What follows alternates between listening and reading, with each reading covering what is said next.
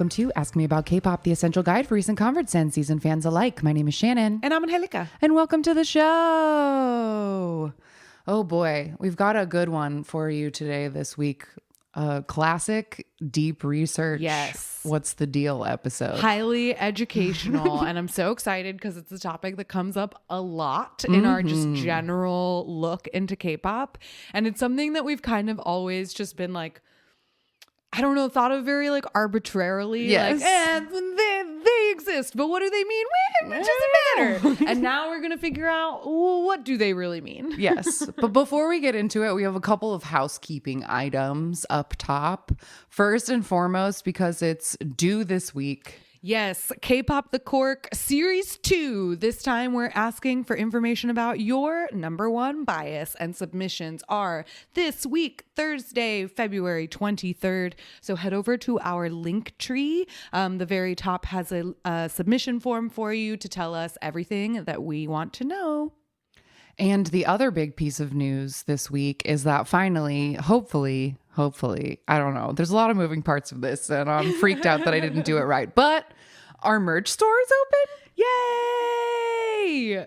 We teased this during our live birthday event. We have made some small items to just get our store rolling. And we think, hopefully, fingers crossed, it's live and ready for you as of now. So just head over to askmeaboutkpop.com. Yeah, that's right. We got askmeaboutkpop.com finally. Hey, we're official now. Official. Y'all. And I'd like to make that website have more stuff on it eventually, but right now it just has a store on it.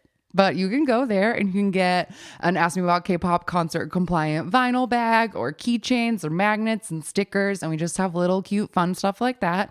And hopefully I set it all up correctly and we'll be able to send you your merch. Yes. And we will be shipping it all ourselves. So please don't expect any kind of like expedited delivery. But it will get to you and it will get there in one piece if we have anything to say about it. Yes. And I know that like international shipping can be really stupidly expensive. So if any of y'all like European listeners want to get together on the Discord and do a big group order like K-pop albums, I'd be happy to send you a big old box or whatever. We'll make it work. We'll make it work. So go over to askmeaboutkpop.com and get some merch if you want. We did it. We have a website. How exciting. All right. So today's topic, as you can tell from the title, is all about song charts. Dun, dun, dun. Something that comes up a lot in fandom culture, whether it's bragging about charts, complaining about the validity of charts, using charts to bully other groups, or it just comes up a lot. We mention it on the show all the time whenever we're doing like deep dives. We say this song peaked on this chart at this time, and like we'll like name different charts: Billboard Worlds and Gown and RAAK and all of the Oricon, etc. There's so many of them. There's so many of them. And so I did my very best this week to find out everything I could about the different relevant charts when it comes to K-pop and how they work and when they started and why. And I feel like my ultimate thesis is going to be that like they're just like so deeply arbitrary and dependent on so many factors that like I don't know how much like weight should be given to them. I mean, it's like standardized tests, right? They're just measuring a certain thing, but they never give you the full picture of whatever it is they're measuring. So, you know, always, as always, take them with a grain of salt. For sure. And the one thing that I came away from after doing all this research is just that like people love data. That is true. So much of this is just about like nerdy data tracking. So like I, on some level, like I love that. And I think it's really interesting to like be able to go to any week in any year and be like, what was on the charts at this moment? Like it's cool in a like data collection kind of way. And kind of a like historical imprint of like the music industry at the time. But again, it takes in so many different factors that it's like, well, why was that one being sold so much more than this one? Yes, like, there's always things that the numbers don't show you. Right. So that's what we'll try to figure out today. And I hope that I can make this like interesting and that it isn't like too boring, because this is just like a lot of like information about numbers numbers. But hopefully we'll all come away from it like understanding things a little better. And then maybe if you see that your group song is like charting or whatever, maybe you'll like, know what that means. Or if you see your group not charting, you'll be like, meh, it doesn't matter. It doesn't matter. So I wanted to start with a quote from the Korean culture minister, Yoo In-chun, that he said in 2010, which is, music charts work as a bridge that introduces, spreads, and exchanges musical contents to the world. So lofty ideas. But I wanted to start today's episode with something we haven't done in at least 50 plus episodes, if not 100. I was going to say more like 100. Which is I actually have vocabulary words for this episode. What a throwback. I know. So our first vocabulary word is perfect all kill, or PAK. And this is when a song is charting at number 1 on daily, weekly, and real-time charts of all the major music streaming platforms. You have to be number 1 on everything all at once, and that is a perfect all kill. Okay. Which is something that a lot of people have been able to pull off. The very first ever all kill was coined when IU's song Nagging that featured Sulong from 2AM came out in 2010. It was number 1 on everything, and so Perfect All Kill was born. And IU is actually like literally the queen of Perfect All Kills because she has 21 so far in her career, and next in line is Big Bang, and they only have 6. Holy shit. Yeah, we were just talking about that with the hit stage of like IU sat at the charts and like, yeah, everyone loves IU, and damn, they really do. Yeah, 21. That's a huge disparity. So we'll get into some more all kill stuff later in this discussion, but that's your first vocabulary word. Great. And then our second one will probably be mostly contained to this moment, but it's an important thing to know when talking about charts because it comes up. And this is the idea of 사재기. And the Korean word 사재기 just means like stockpiling or hoarding. Okay. So like, for example, at the beginning of the pandemic, people were doing face mask 사재기 and hoarding face masks, right?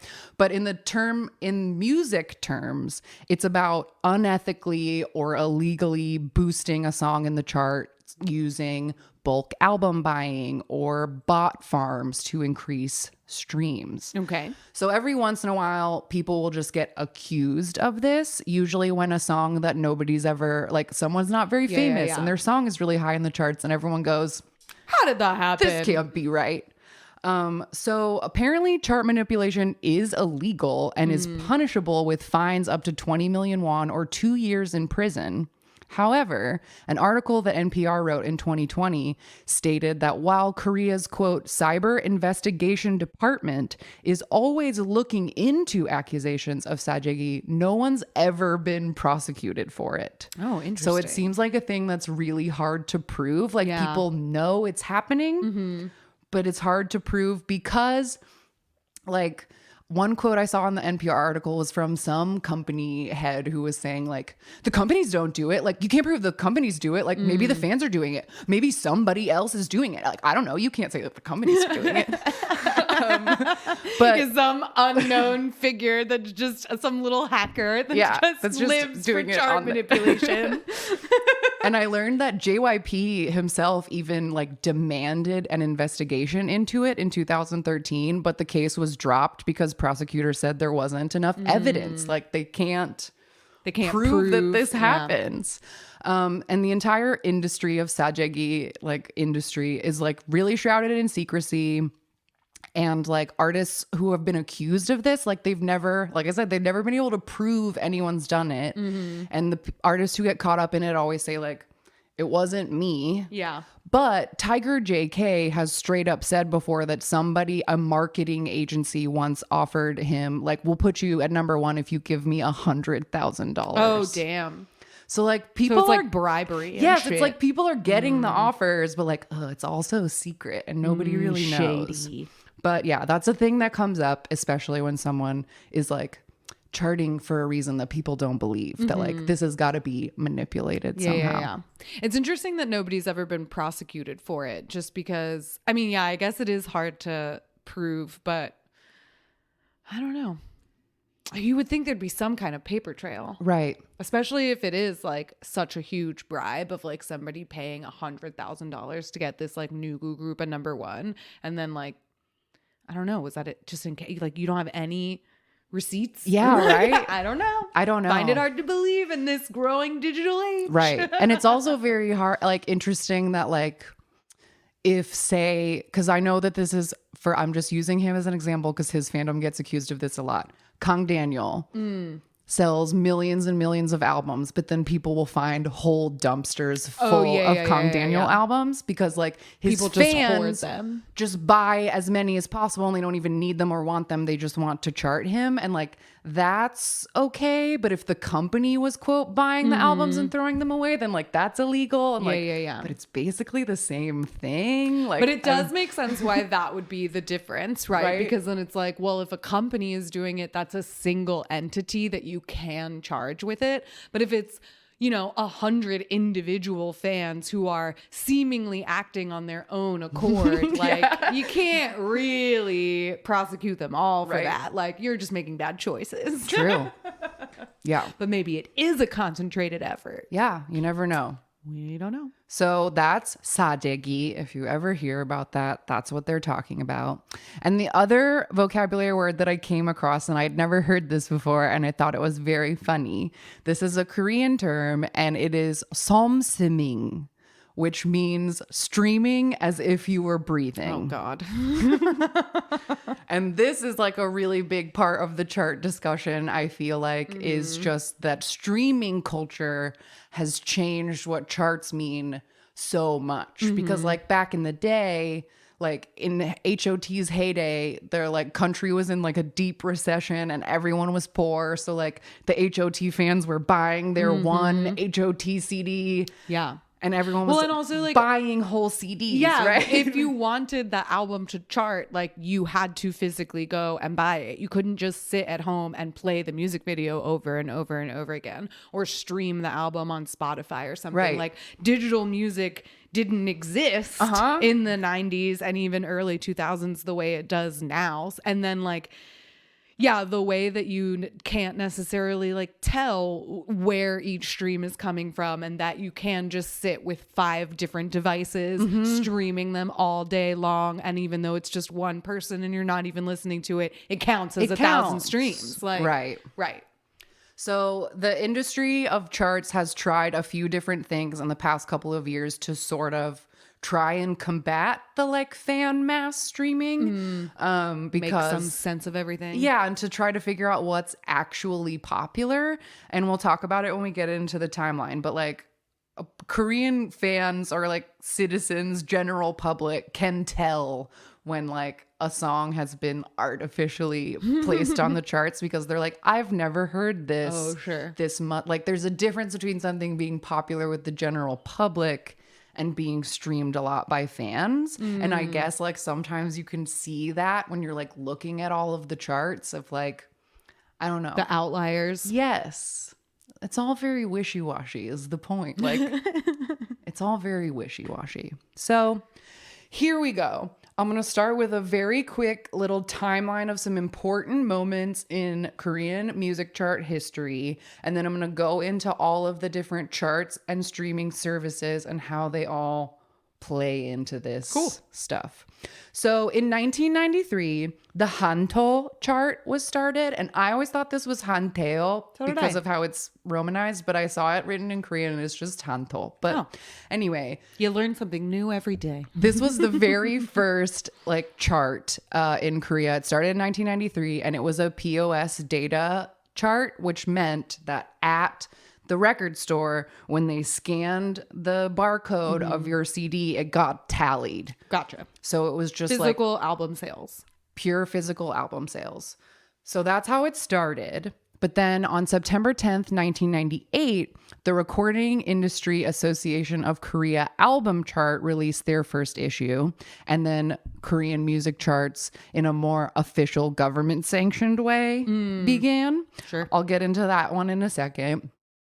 Then in February of 2010, the Gaon chart is introduced as the new official sales reporting metric. Mm-hmm. And that's the one that we often cite because it's one of the ones that keeps track of like everything. Yes. They have a Gaon chart for like 20 different topics. August 25th, 2011, a Korean version of the Billboard chart, like billboard.kr, like Korean Billboard, was started, and they created a website for the K-pop Hot 100. Cool. And then February 27th, 2017, the Korean culture industry sent a request to the COMCIA, the Komka, like there's the stickers on your albums, the shiny stickers on your album that say like, this is a real album.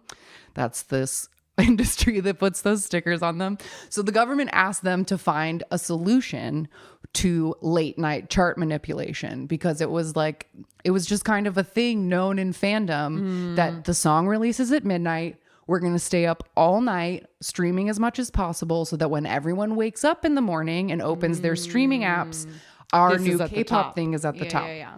But people thought that wasn't fair and it wasn't a real reflection of what people wanted to listen to. So they like needed to find a solution. So it was basically ordered that all Korean music charts that had a real-time chart, which is updating every minute, they had to change their systems to only count songs released between noon and 6 p.m. And then anything released after 6 p.m. went to the next day's chart so that people couldn't spend all night streaming and changing the charts. I mean, that assumes that all those K-pop fans like have jobs to be at between noon and 6, which is not always the case. True.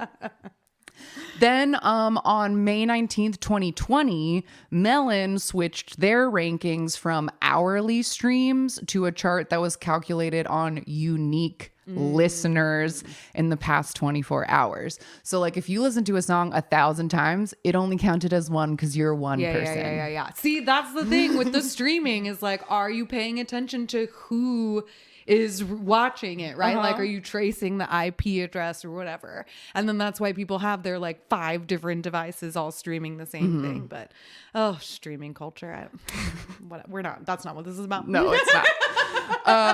But along with this change, Melon also changed their homepage had like a play all feature, right? So most people get up in the morning, go get on the subway, open their Melon app and just press play. What's happening right now? And it used to play from number 1 down. So the rankings almost never changed because everyone was listening to it in order. So then they changed the play all function to shuffle by default so that it would like whatever top 100 songs might get heard a little in a different order. And then the most recent piece of news is that in July of last year, 2022, the Gaon chart was rebranded to be called the Circle chart. Yeah, and they changed their website and they fucked everything up. They really did. They ruined my archives, let me tell you. It's really bad. And I will probably keep calling it the Gaon chart for a very long time because I will not remember this. But along with... Also, it's useless now. It's so hard to search through now. Now you have to use like archive.org and it's a pain. It's a pain in the butt. Darn circle chart. And the Circle chart also added a global K-pop chart with this because Gaon sales and charts, and most of these charts are Korean only for the most part, and international listens are not part counted. Of it. Mm-hmm. All right, so there's our little bit of, those are some highlights in the moments of charts. Great. And now we'll get into what they all mean. Wonderful. So we'll start with the Hanto chart, which, as I said, started in 1993 and is still a thing today. Great. This was the actual first music chart system in Korea. They brag about it very big on their website in as many places as possible. And like I said, this was a POS system. So any albums sold, scan it, boop, it goes into a report somewhere. Initially, this was only a physical album chart, but very recently they added a digital chart because Hanto is getting less and less relevant and is trying to keep up with the times. Sure. This is the chart that is currently used to calculate winners on Show Champion and The Show, but it used to be the chart for basically everything. Oh, wow. But most people have switched to Gaon/Circle now, and like Probably because of all the digital. yes, exactly.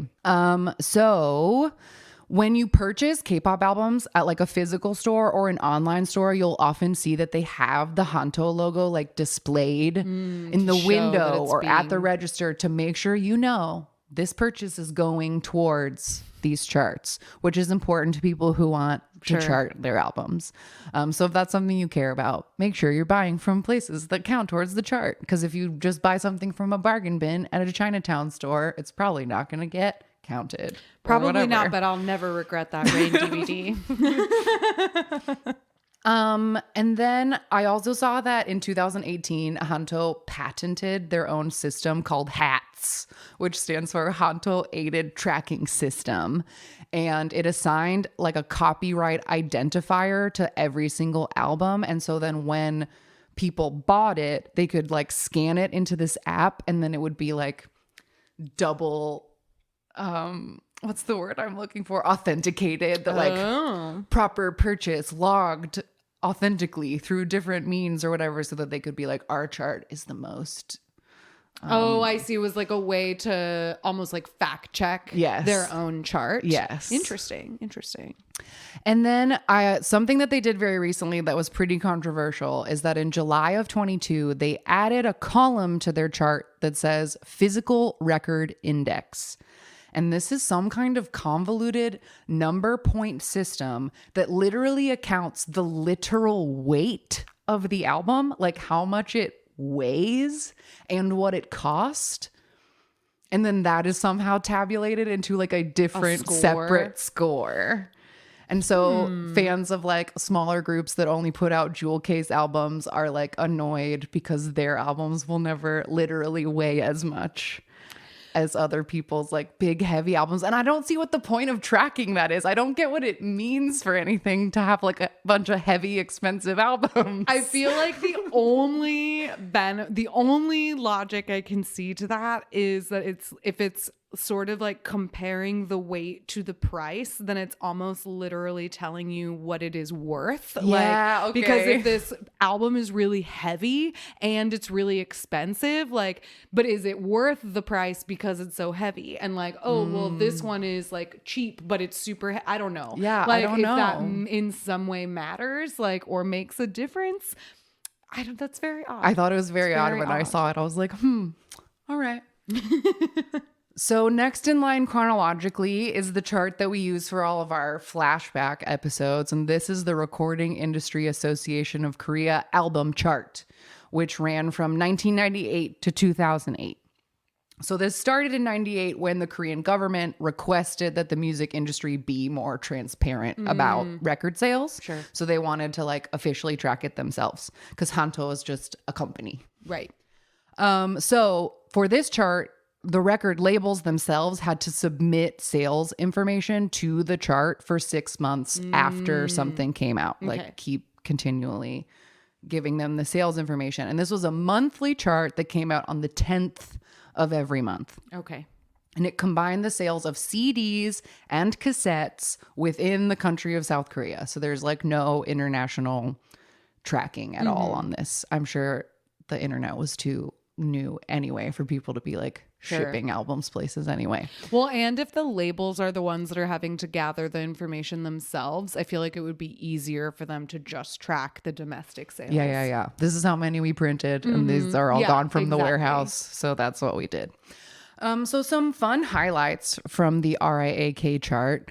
Jung-hwa was the very first artist to top the first issue of the RIAK chart with her song Invitation, which sold 187,000 copies in 1998. Wow. And then soloist Jo Sung-mo, who we've brought up in our 20-year back episodes because of these popular songs, was like the king of this chart. 4 of his songs are in the top 10 best-selling albums of this whole time period. Wow. And he had 6 number ones total for 5.8 million albums sold. Damn. He's one of the only people on this chart who was going over a million in yeah. sales. Because he had made ballads that were really popular. Sure.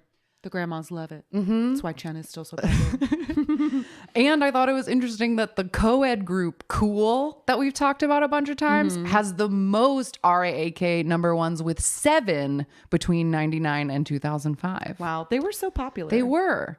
And a fun fact, TVXQ's Neurotic was the last number 1 album on this chart before the chart was ended, and it sold 307,000 copies in 2008. Go out with a bang. Yeah.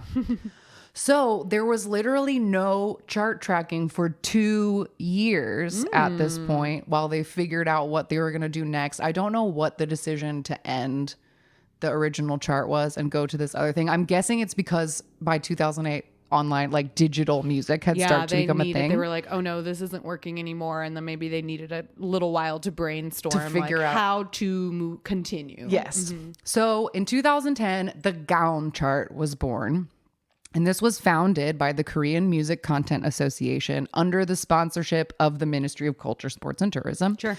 They wanted to create a Korean version of Billboard and Oricon. Oricon's the Japanese version of Billboard. Yeah. So the Gaon chart, now called the Circle chart, I'm going to keep calling it the Gaon chart. I'm really sorry. It compiles data from multiple sources to create like an ultimate chart. And the word Gaon means center or middle. okay. So it was supposed to represent fairness. Like this is the fair chart that is telling it like it is. Everything. Like, yeah. We're going to look at all the different factors and try to track every aspect of how this album is making money. And so since music was not tracked for 2 years, we've brought up on the show before that like for the majority of 2008, a lot of the Gaon chart was like retroactive entries of like music that had come out in that in-between period, like charting strangely. Later. So like the first couple Gaon charts are like kind of odd, and then it like evens out after everybody catches up. But these are the charts that they currently have. I don't know if there are past ones that are missing, but this is like what they have at the moment. So we have the digital chart, which is counting digital album sales and online streaming. And the digital chart has like sub charts that all make up The combined one. So there's the streaming chart, that's the streaming numbers only. A download chart, that's for like purchase downloads only. Then there's the background music chart, BGM chart, which I'm pretty sure, I could not fully fact check this, but I'm pretty sure this is for the music that they like play in stores. Yeah. Like out on the street in Korea or whatever, like the store owners have to be tracking the music they play too. So that's its own chart, like the music playing out in public. And then their newest chart, this global K-pop chart, is a streaming only chart that considers global streaming in its data. Because I think the other ones are also domestic only. Right. Then you have the album chart. And this only counts full album sales because songs can be streamed individually. So the album chart is kind of different, and that streams don't really count towards it. It's more full album purchases or physical album purchases. Yeah, I was going to say it's like closer to that physical album style, because it's like the streaming and the digital is almost like who's listening to the album, but then the album chart is who's buying who bought it. Yeah. And there is a separate retail albums chart that is only counting like physical stuff sold in stores. They also have a Norebang chart. Love that. That's the top 200 songs being played at karaoke right now. They have a ringtone chart that they've had the whole time. The very first number 1 ringtone on the Gaon chart was a song that Guyan and Jo Kwon recorded for a We Got Married episode. Nice. Love it. Didn't know people still downloaded ringtones, but that's fun.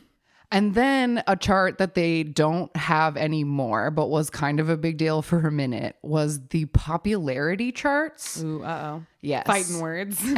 And these charts are based on some kind of aggregate data that I could not find exactly what that would quote find popularity.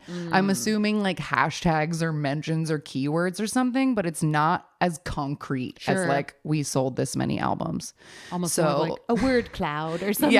Yeah. So there was a social chart launched in 2013 that collected popularity data from Twitter, Facebook, and YouTube. And then they added TikTok, Mubeat, MyCelebs, and VLive was on there until VLive was gone. And this was a weekly chart that started out as the top 50 songs being played on social media. And then it became top 10 artists in July 2019. And I looked at the list of the top 10 artists since this chart was launched. And it's literally only ever been BTS or Blackpink, except for a single week where Kong Daniel got in there. Otherwise, How do you get in there? I don't know. And they also had a Weibo version of this chart from 2014 to 2017 that was finding out the top 10 artists and top 30 songs being talked about on Chinese social media. Interesting. So a lot of these charts seem to have gone dead in 2020. Maybe this popularity one is still running, but like it seemed less important in the present moment. So that is the gown/circle chart, and it's kind of the most official one, I think. Yes, I would definitely say it's usually the most relevant. It has a lot of the like more recent or up to date data, and it comes up the most. Yeah. Because it's aggregating everything.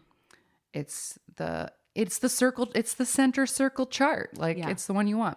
Okay, so now I'm going to get into some different streaming platforms, many of who have their own charts which people care about and also are just used to listen to music in Korea. Okay. So our first one is called Bugs, and it has an exclamation point. Bugs. It started in 2000 and it is still going, and it was originally called Super Sound Bugs. Okay. All caps. And this was the number one streaming service in the early 2000s. It is not anymore, but people still use it. Okay. So unlike other Korean streaming services, it is possible for people without a Korean phone number to sign up for and use Bugs, which is unlike all of the other ones. But I did see a notice on their website from July of last year that said they were changing the onboarding process for like overseas fans. So I don't know about that, but it seems like you still can. It's like one of the only ones that international fans can sign up for. All right. They have a lot of charts of their own. They've got like a real-time daily weekly song chart, daily weekly album chart. They have a daily weekly video chart. And all of those start at a default all genre, and then you can break it out like just OST chart, just K-pop chart, just ballad, trot just music, this. whatever. Yeah. Split it up a million different ways. But something interesting that they had on Bugs that I thought was cool is they have a Connect song and a Connect video chart. And the Connect chart is a project that partners with KTNG Sangsang Madang, which is an art complex. And I can't tell if it is associated with or is just near Hongik University in Hongdae. But it's like a big fancy like art building, always has lots of like exhibitions and stuff in it. So they partnered with Bugs to make this Connect chart where indie musicians can register and submit their own music to possibly be featured in like blog posts or show up on this special Connect like a chart. little spotlight for smaller artists. That's cool. So I thought that was cool that they had that. So that's Bugs. Next to come along was Naver Music, which started in 2002 and went till 2020. But now it is called Naver Vibe because in 2018 there was some kind of merging, buying. I don't know. Sure. It doesn't matter. But it's called Naver Vibe now. And Naver is like Korean Google. It's like the main search engine. So this was launched in 2002 and it is currently operated by YG Live, which is a YG subsidiary that does apps. So many corporate monopolies. They're so insane. The way they overlap is bananas.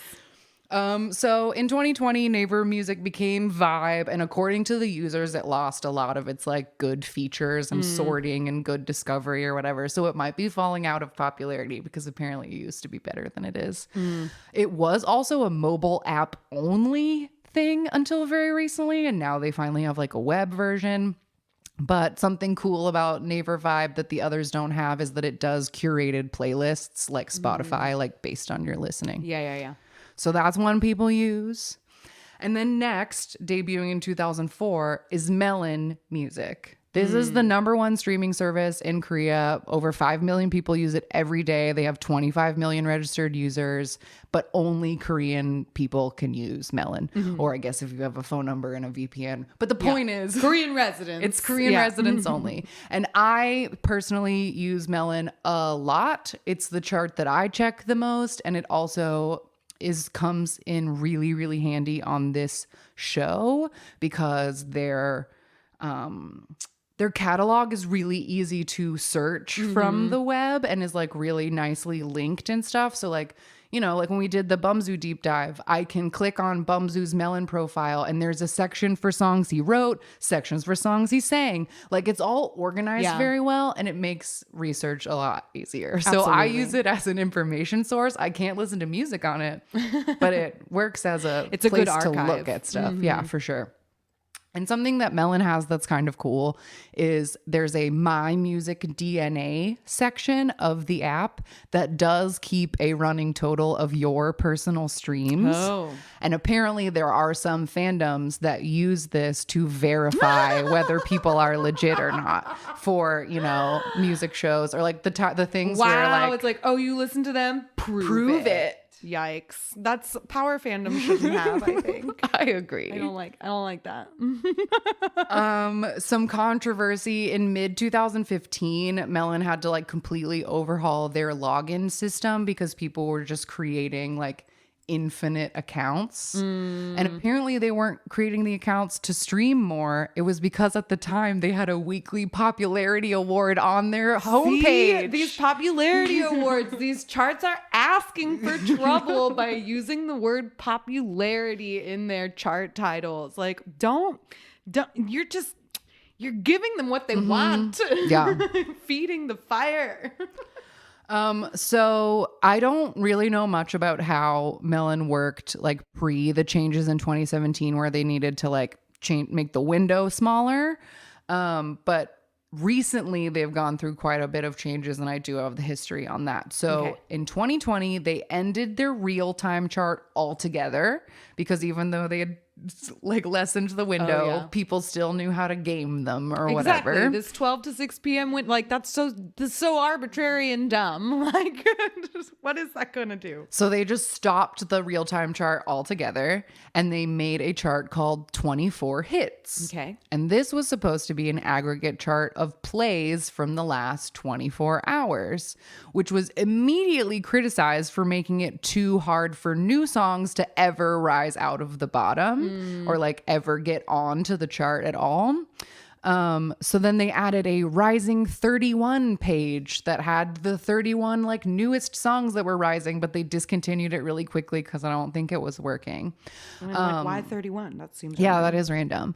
But the 24 hits chart was being called by like users of the app as the stagnant chart or the derivative chart because it like never changed. Yeah. And new songs weren't appearing. So whatever they had done, it just like flopped and stopped the chart. So they said, okay, no more 24 hits.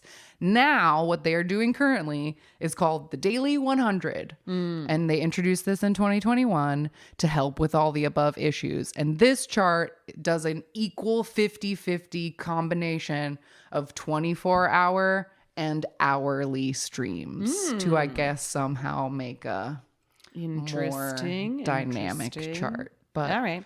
That's what Melon's doing at right now. We'll see how long Daily 100 lasts, but that's where they're at. Then we have Genie Music. This is another streaming app that began in 2011 and is still a relevant streaming app. It's the second largest streaming app. They have 2.5 million daily users. And this was just interesting. I saw this for other things. I don't know why I wrote it down for this one, but Genie Music costs between like $6 and $11 a month for streaming, or you can pay 7 cents a song to listen if you just want to listen to like one song. 7 cents a song. Oh my gosh. Yeah. That would add up pretty quickly, I think.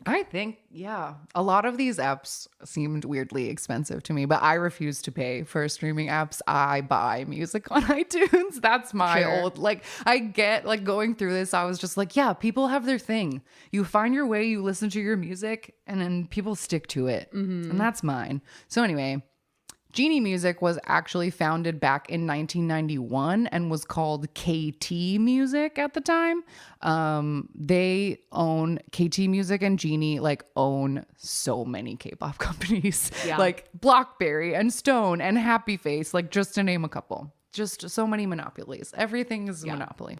Well, and there was a period of time in like the second gen where you literally couldn't watch a music video without the Genie Music logo on the bottom. Yeah. And it's like built into the video so that even when you watch it now, it's still there. Yeah. So they have a lot of charts on Genie as well. They do top 200s. They have a real-time chart. They have a daily chart where it's 1 stream per hour. Okay. Not per day, but per hour. So if you listen to it 100 times in an hour, it will only count once for the daily chart, but all 100 will count on the real-time chart is, I guess, how it goes. Okay. Top 200 weekly, top 200 monthly. And then they also have, which I thought was so interesting and was bummed to find out that people don't think it's legit, is they have a cumulative chart that is a running tally of every single stream since March 2013. Oh my. So like it should be a beautiful picture of like what are all the most popular songs from the last 10 years. But the current number 1 spot on this chart is a song called Trust in Me by a trot singer named Lim Young Woong from the finale episode of Mr. Trot. And it's very controversial that this song is number 1 on this chart because it is not as popular on every other streaming site. So there's like a clear disconnect of like this wasn't actually popular with the general public, and people just like, I think it was we talked about it in the Trot episode, but like when Trot got really popular, it literally like started a war between the K-pop fans and the people who were suddenly interested in Trot, because the Trot fans were using all the tactics the K-pop fans had come up with, and they were like, you can't get Trot on our charts. And it became like a thing. Fandom wars. Yeah. Across genres. So yeah, there's a theory that this one should not be number 1, that like, because at the time, since Melon's rules were changed, then everyone ran to Genie, and that whenever there's like a male solo artist that's really high on the charts, like all the other K-pop fans don't think it's legit.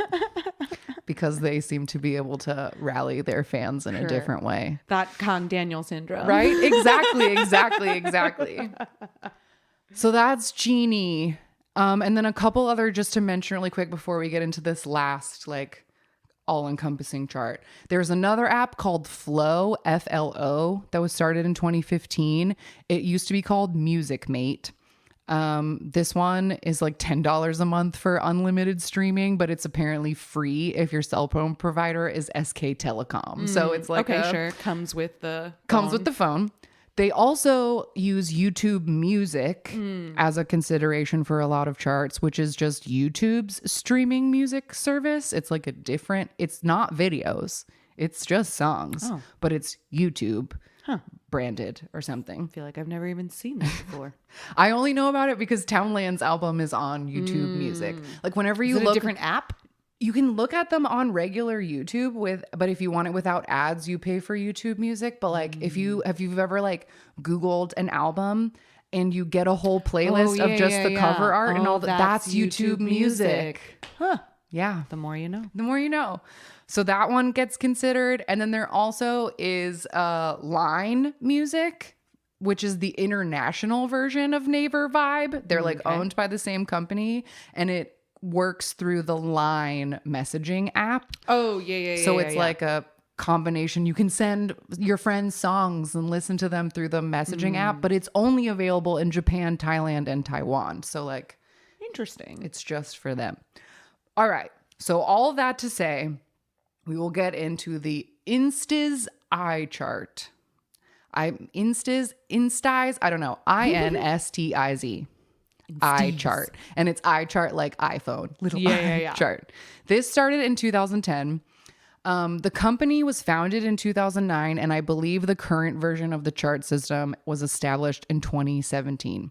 And Instiz.net is just like a catch-all entertainment site that has news and discussion boards about K-pop and J-pop and sports and YouTube streamers and whatever. It's just like a catch-all website, but they have something called the iChart, which is an aggregate ranking of all of the streaming apps I just mentioned. Oh. And you can look at it. It like comes in chart, like actual line chart form. And you can like watch the songs like raise up in real time. And you can look at a song and be like, oh, this song is number 1 on Melon, but it's 10 on Genie. And like it's 4 on YouTube Music. It like has them all. Oh. So this is where the perfect all kills come from. As you can see when something is number 1 on everything.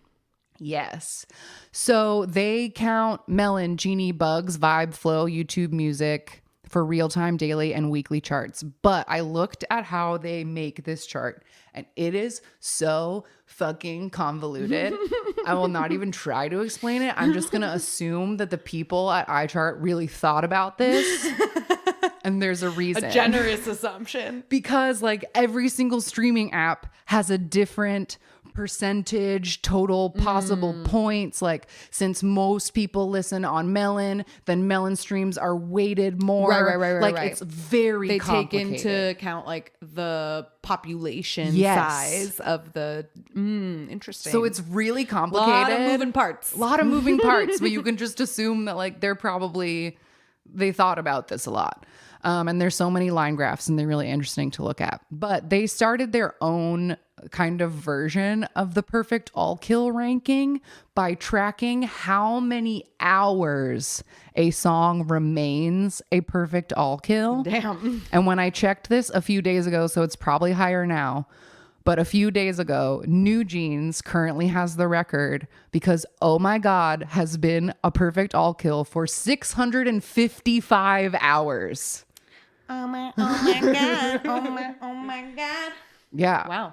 So that's a thing that they have this hourly tracking of a perfect all kill. So oh my God, we're just gonna we're just getting like narrower and narrower and narrower, and it'll be like 1,256 seconds of an all kill. Yes. Or whatever. Like, where does it end, you guys? Where does it end? Yeah, I just feels like it's just like data points, and then it gives people who like work at Soompi like something to write about. Yeah.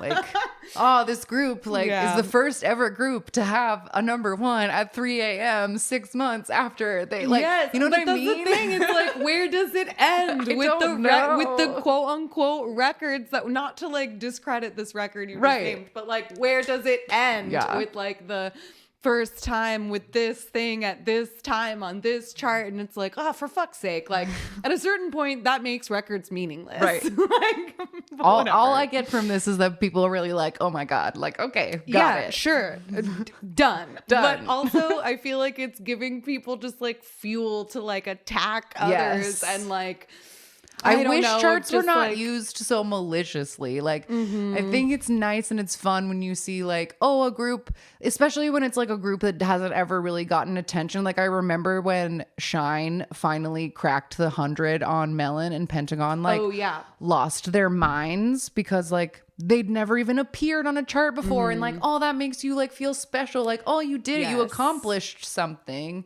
But then for when it comes to like popular groups, then charts are just used as like a bullying stick to be like, your group's never done this. Yes. That, or as a way to like validate your own like opinions and your own fandom and things. And it's just like, I don't know, man. Can't we just like what we like? Yeah. Whatever. Okay, I have one final chart to talk about. All right. And then we're done.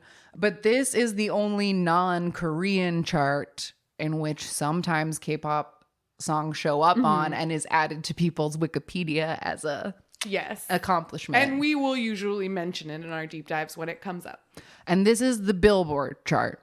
So the Billboard chart is an American music charting system. And a fun fact that I thought was so fun is that the Billboard chart was started in 1913 to track the best-selling sheet music of the time. That's so quaint. Because everyone was sitting around and playing songs on their own pianos. That's so cute. I know. Oh, old-timey. Old-timey days. Old-timey. So they've definitely changed their methodology a ton of times in the last 110 They don't still count it by years. sheet music? Yeah, that seems no. odd. I'm sure I would not be surprised if they don't still have a sheet music I'm chart. sure they do. I'm sure they do. I'm sure they do. But it used to be like self-reported radio play data from the radio stations. And then they had a similar thing to the Hanto thing called Nielsen Sound Scan. Sure. Where the record stores, when they scanned the albums, it went directly to Billboard so that they knew what was selling.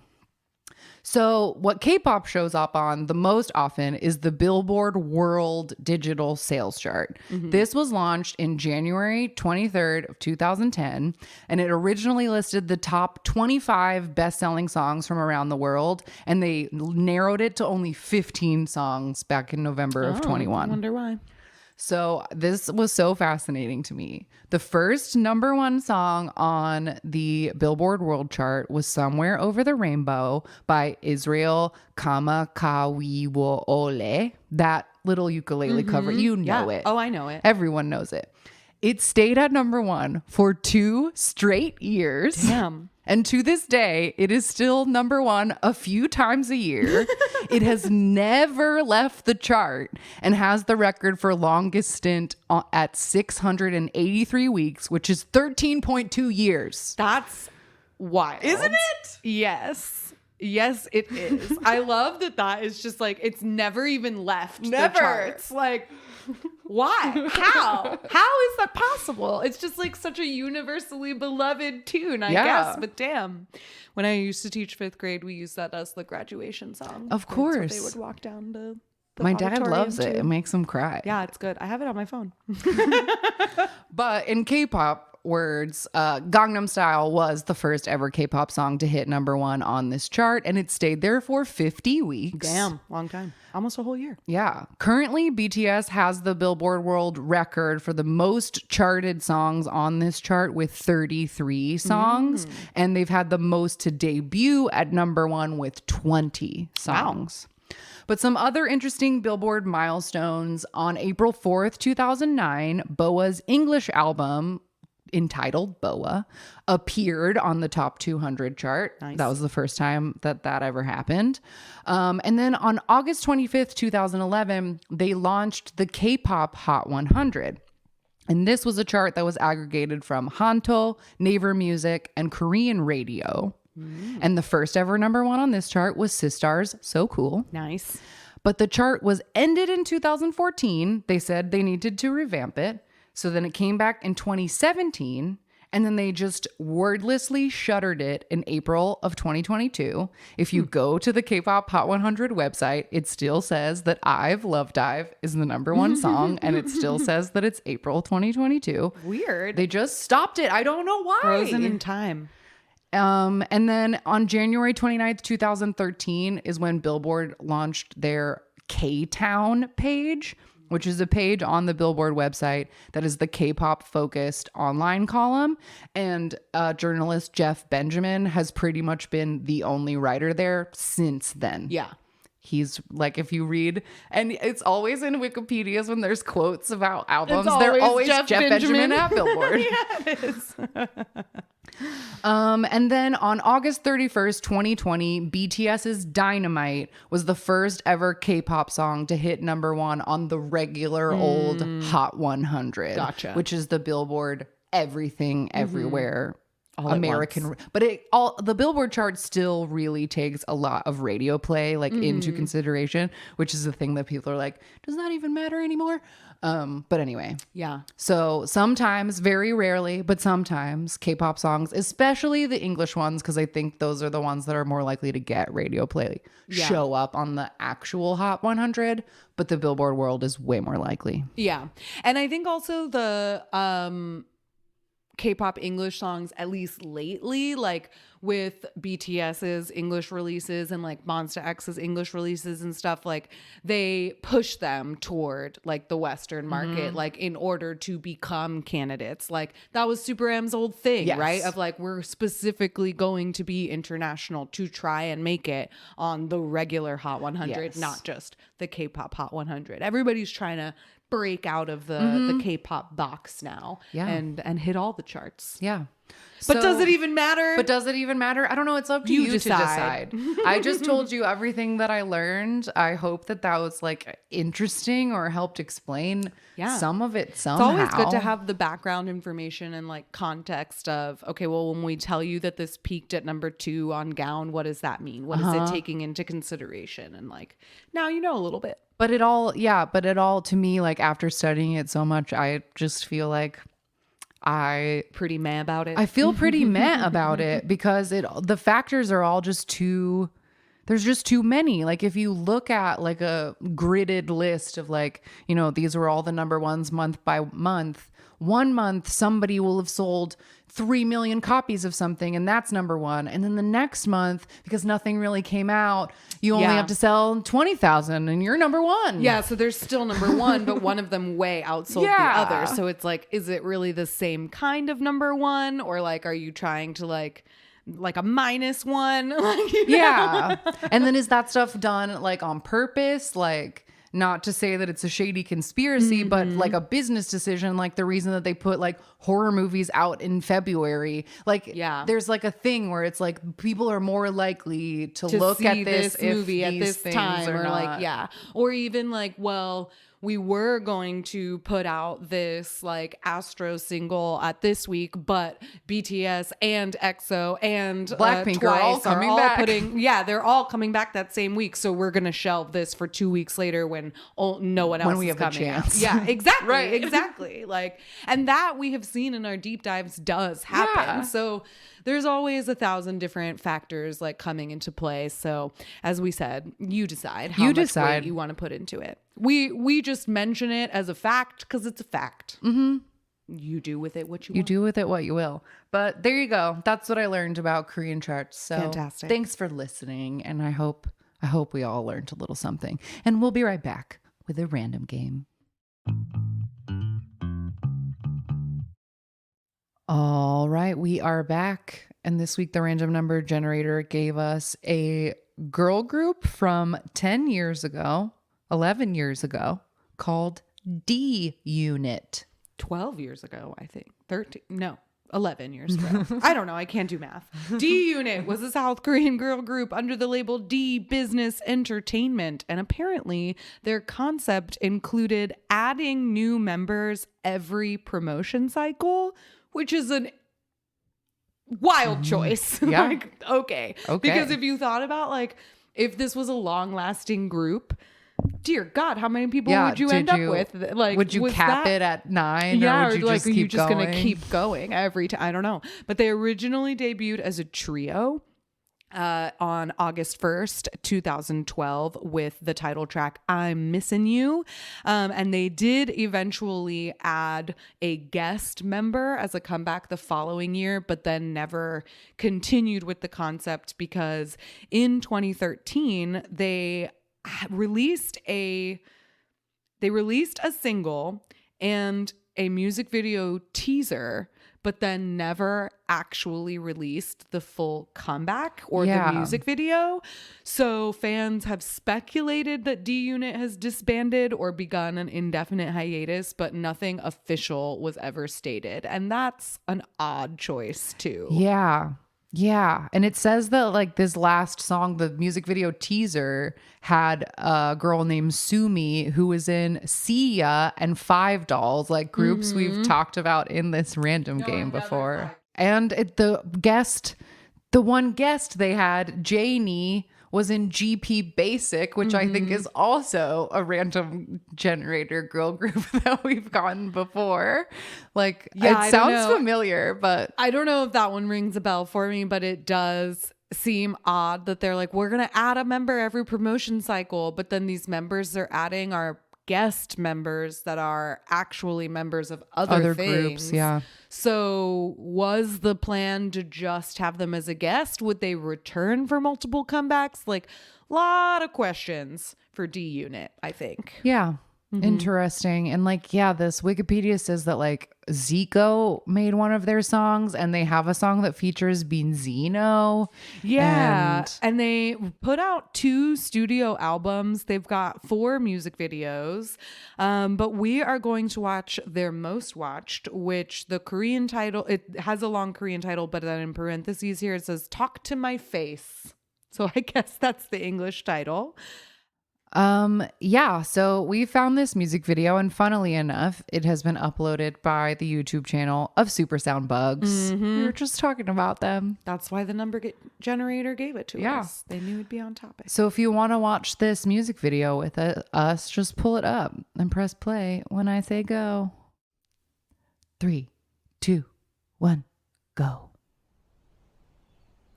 Okay, we have a boy napping on a bed. Does he have a lip ring? It looked like he had a I lip thought ring. so too, like right underneath. I don't like the shoes in the bed, though. I know. Why are we napping with shoes in the bed? Or like, did you sleep there? Is this morning? Turn the alarm off, please. Ooh, title card with their names. I mean, with their eyes. Eyes all in the letters. Polka dot Mustang. What? That looks like Shonu. No way. Yes, It does. is. It does look like him. Is that him? Is No that why way. this is so popular? Maybe.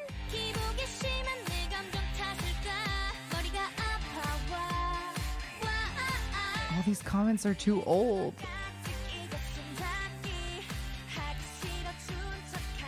I don't know. I feel like I never see his hair that like shaggy. It is Shonu. It absolutely is.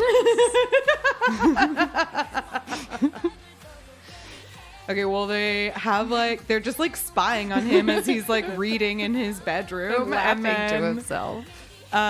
then we have like a scene where they're dancing, I guess, and they're wearing like cool girl hip hop clothes with like backwards hats and Converse and bandanas. Oh no. Why Oh are my we God, mad they at get it? him? They have He's just like, hammers. what are we doing? We just threw him on the bed? What's happening? My Shonu! Oh, they've blindfolded Oh and my kidnapped god. him. Oh my god.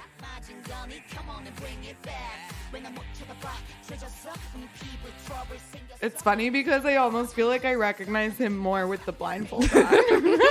Like, I'd recognize that mouth anywhere. Oh my god, that sweater that every boy wore in 2012. It's the sweater. What is happening? Why are you so mad at him? Oh, there's a really aggressive knee twist in this choreo. And now they're like dancing in a fun, colorful party room. But they still look like tough, like they have like a tough girl aesthetic. Yeah. This is very much a, you know, don't mess with me, sort of.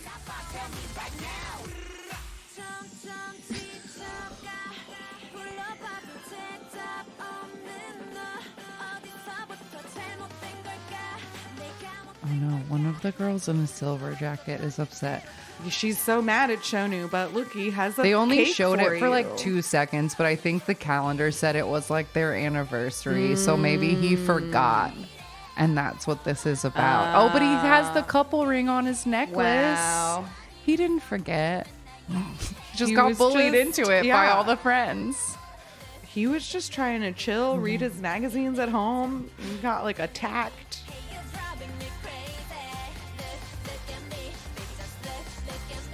I'm surprised he's not one of these backup dancers.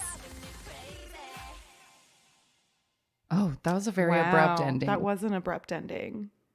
And a surprise Shonu. I love it when we get a know. surprise Shonu. What a treat. What a treat.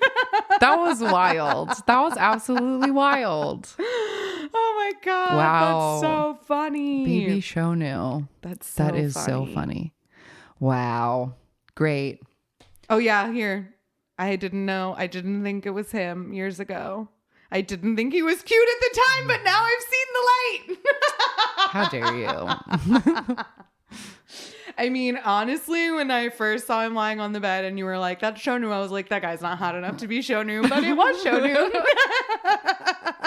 I knew it. I knew it was him. I was just thinking about him the other day. Yeah. When does he come home? I don't Soon. know. I don't know. Let's see. Where's our When minus? When does Shonu Shonu come home? He will complete his service on April 21st. Oh, that's not that far away. It's like 2 months away. That's not that far away. Okay. I guess. All right. Weekly recommendation time. Do you have anything that you'd like to recommend this week? God, I don't know if I've paid attention to. I have not listened to a darn thing except for Key Killer. Oh, yeah. That's it. I mean, I recommend that hadn't come out last week. Oh, it hadn't come It out hadn't yet. come out yet. What is time? Well, then I recommend Key's most recent repack, which is called Killer. He repacked his second album, Gasoline. There's 3 new songs on it: Killer, Heartless, and Easy. And I believe he put out a music video for Killer and yes, Easy. there is a music video for Easy too. Yeah, and there's a dance practice and there's stages and he's wearing his little Timeen extensions and he looks great. I really, really, really dig the 80s vibes of Killer. I think it's so fun. And like listening to the whole album of Gasoline, like with the inserted new songs, like they fit so perfectly into the rest of it. It's very good. Easy is so great. Like, I love Killer. I love Killer so much more than I love Gasoline, and continued apologies forever for not liking Gasoline. I know it really hurt a lot of people's feelings, but I love Killer. Like, oh, it's so good. It's so good. And Easy is just like, oh my God. It's so like, wow, what a vibe. And like Key saying, because I make it look good. Mm-hmm. Like, yes, you do. Yes, you do. Yes, you do. Yes, you do. My recommendation is also Key related, but it doesn't have to do with the album. Great. It has to do with something that made my heart so happy because Continue. It's been years since I've had any kind of shiny pink crossover moments in my life, and Key went on Bomi's YouTube show this week and it was so good. It was so good. She bought him pajamas that have green onions on them to match his garden, so they're just like wearing pajamas, and they order food and they talk about feeling like old idols and how hard it is on their body these days, and like how whether or not they choose to get grumpy at like younger idols, or like how they don't want to turn into like cranky old people. And they talk about like getting married and if they ever even want to do that, and like what kind of friends they are. And like Key pointed out my favorite thing about Bomi, which is that he was like, when I look at your face, like I know that you're not lying to me because you can't hide your expressions like at all. And that's my favorite thing about her. And he said that he's the kind of friend, like his one thing that he can't like abide by, it, like his rule of friendship, is that if we are meeting someplace, I will not leave until you have left. So you text me, I'm on my way, and then I will be on my way because I'm not waiting anywhere for anybody. And I just loved it. It was so wholesome and good, and I really enjoyed it. So that's on Bomi's YouTube channel, which is called Boom Boom Boom. But this is episode 7 of Let's Eat Together Today. But if you just search Key Bomi, it will pop up right away. But that made my whole week. I was so happy to see it. So y'all should watch it. I love it. And that is it for this week. As a reminder, we have merch available now on askmeaboutKpop.com. Yeah, brand new website. Brand new Check it website. out. How cool. And you can send us messages or like our posts or whatever, social media at AMAKPopPod, Twitter and Instagram, AMAKPopPod@gmail.com if you want to send us an email, 181-AMAKPop5 if you want to send us a text or leave a voicemail. You can send us mail to P.O. Box 26096, Los Angeles, California, 90026. You can join our Patreon, patreon.com/AMAKPopPod. I'm almost done with The Fabulous. I'm almost done with The Fabulous. Oh, gang, it's a slog. I do not recommend that anybody watch this drama, but you can come listen to me talk about it if you want on Patreon. Oh, wow. But wow, is it poorly written? Holy crap. Yikes. Sorry, Mino. Please pick a better project next time. I need I need higher I'll watch quality anything shit for from you, but like my goodness. Also Linktree/AMA K-pop, where you can get your K-pop the Cork submission form. Yes. Please do that before Thursday. You can also join our Discord from links there. There's links to all of the places I just said. If you weren't listening at the phone number, website, etc., YouTube, Spotify info, all the things you need in one. it's all the handy things. place. And hopefully someday I'll learn enough about web design that we can put all of those things on askmeaboutkpop.com. Yeah, and we're then, working on it. We're working and on then it. I won't have to talk so much at the end of the episode, and I can just say, go to askmeaboutkpop.com. Bye. And that will be great. So One day. one day. But for now, I will ramble at the end. But this is the end. Thanks for listening to this chart discussion. Thanks for listening to the show. We will see you next week with something fun. We love you so much. Goodbye. Bye-bye. Jonghyun, you're our inspiration.